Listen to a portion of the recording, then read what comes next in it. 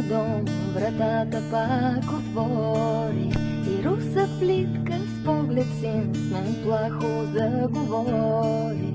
Напомни моите детски дни и куклите предишни.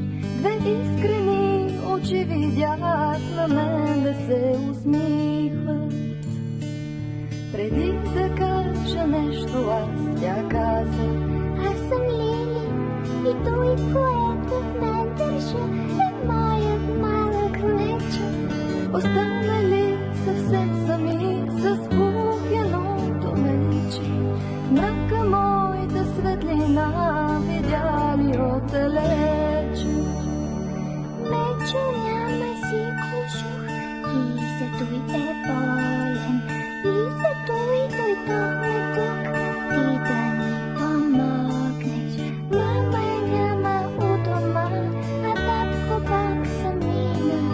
А страх ни беше с Мечо в тъмнината да стоим. Тук няма от какво да се боим.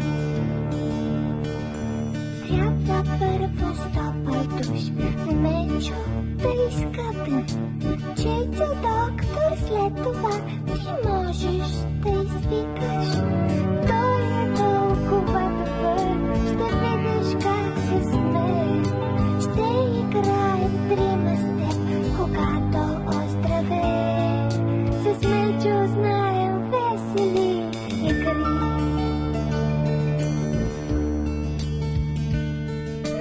Толкова години днес делят ме от детето, но живее още в мен момичето с мечето.